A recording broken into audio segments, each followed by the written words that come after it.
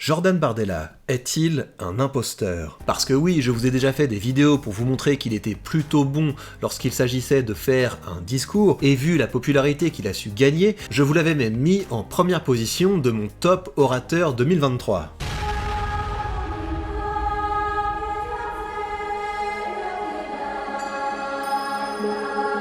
La France est devenue ce pays où au XXIe siècle, on peut mourir d'enseigner. Le meurtre d'un professeur, c'est sans aucun doute la défaite la plus terrifiante de la raison et le triomphe le plus sauvage de la brutalité, pour reprendre les mots du grand écrivain Stefan Zweig, écrits pourtant dans un autre contexte. Peuple de France, face à la barbarie, réveille-toi. Mais depuis ce moment, j'ai commencé à percevoir des signes inquiétants. Franchement, quand on regarde, on se dit que quand vous êtes à Bruxelles, je sais même pas ce que vous faites. Vous arrivez, vous allumez l'ordi, vous faites un petit café. Enfin, je sais pas. Bon, mais y a vous, pas beaucoup de traces, et vous faites quoi quand vous arrivez à la rédaction ici? Je me mets à bosser. Je peux vous dire qu'en plus, comme il est très très tôt, en général, quand j'arrive, chaque minute compte. Si je vous dis ça. Bien. Et du coup, il faut qu'on en parle.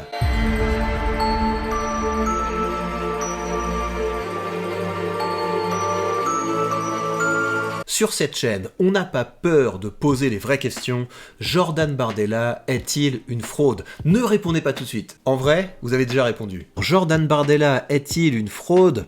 Ah ouais mais non, là ça flingue le truc, on va faire avec. Et j'ai aussi corrigé une chose avec ce sondage, parce que les dernières fois j'avais plein de commentaires, oui, et si on n'a pas d'avis sur la question, je vous ai compris. Quoi qu'il en soit, vous vous êtes prononcé, et je vais maintenant faire mon travail d'analyse en vous présentant 3 drapeaux rouges que j'ai repérés dans la rhétorique de Bardella. Comme d'habitude, l'objectif n'est pas d'accabler notre orateur du jour, il s'agit d'une occasion d'aiguiser votre compétence d'orateur et d'attirer votre attention sur vos propres points d'amélioration.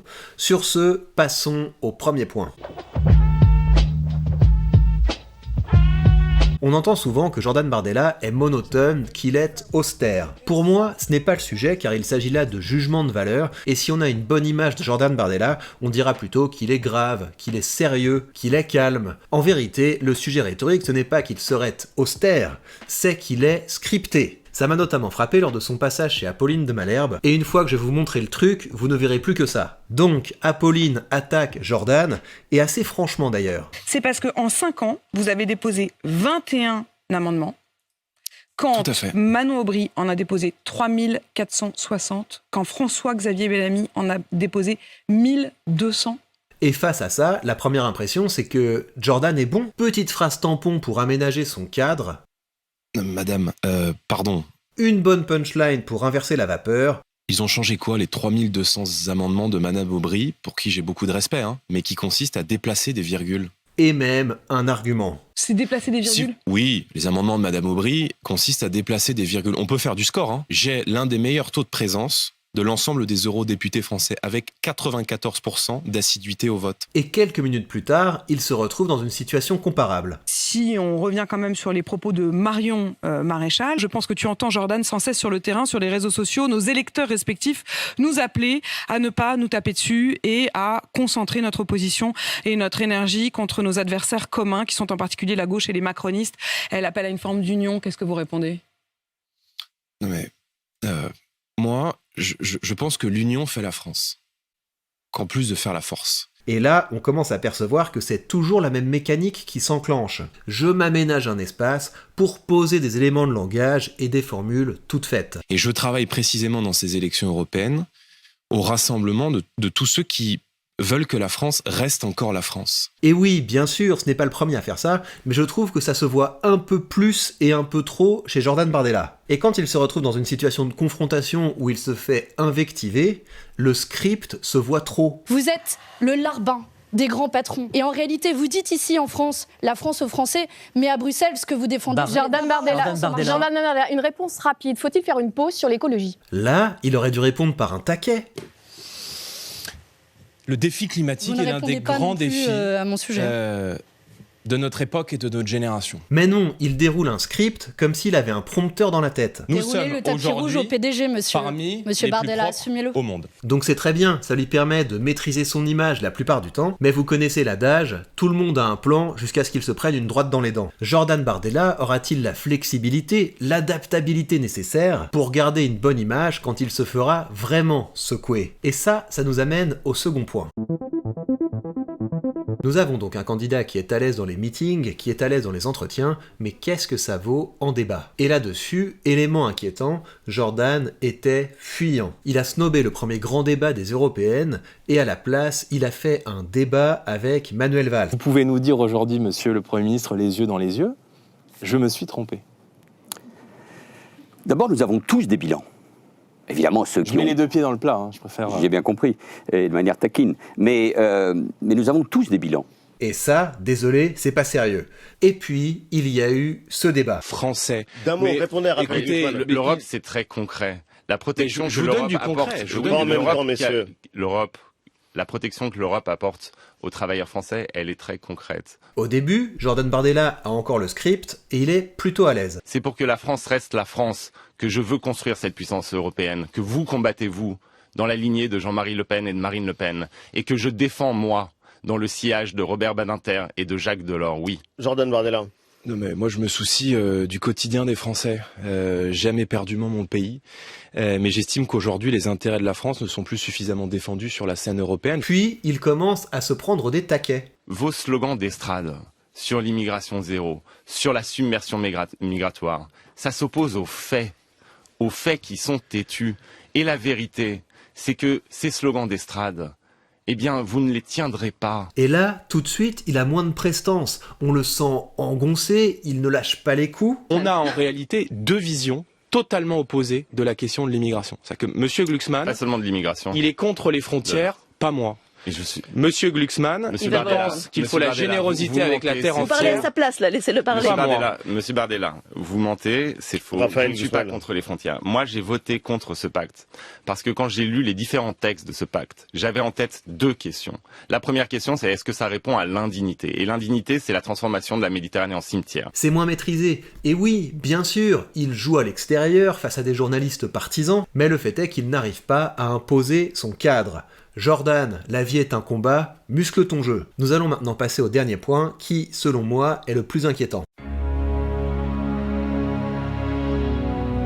On va en revenir à l'entretien avec Apolline de Malherbe, car une séquence m'a frappé. Apolline de Malherbe l'invite à clarifier ses divergences idéologiques avec Reconquête, et en particulier Marion Maréchal, tête de liste de ce parti aux européennes. Plus Quelles sont lourde les différences possible. idéologiques avec quelqu'un comme Marion Maréchal aujourd'hui? Et lui, il répond ça. Ben, je sais, c'est elle qui est partie, donc il faut lui poser la question.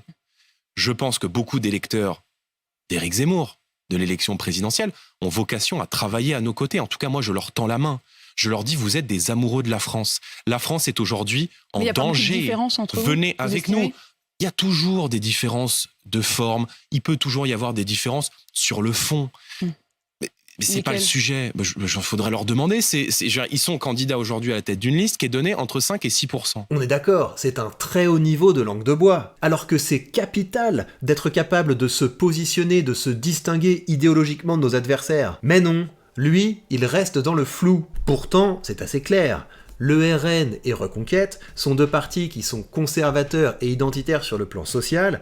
La différence, c'est qu'au plan économique, le RN est un parti socialo-étatiste, alors que Reconquête est un parti libéral. Pourquoi il esquive? Je vois deux options, et c'est peut-être même un mélange des deux. La première option, c'est qu'il n'a pas fait le travail. Il n'a pas pris le temps de se poser face à une feuille de papier et de se demander, au fond, qu'est-ce que je pense? Au fond, quelle est mon identité? Au fond, comment je me définis politiquement? Et ce n'est pas impossible. Vu le rythme effréné de ces animaux politiques, il manque certainement de temps pour développer une pensée. Et s'il considère en plus que ce n'est pas le plus important, il peut très bien faire une carrière sans vrai fondement. Deuxième option, il fait exprès d'être flou. Il se dit que plus il est vague, plus il va rassembler, et que le plus important c'est de gagner. Là-dessus, je vous déconseille de limiter. Être un bon stratège peut effectivement vous amener aux responsabilités, mais si vous n'avez pas de vision, vous allez mal gouverner et finir par vous faire détester.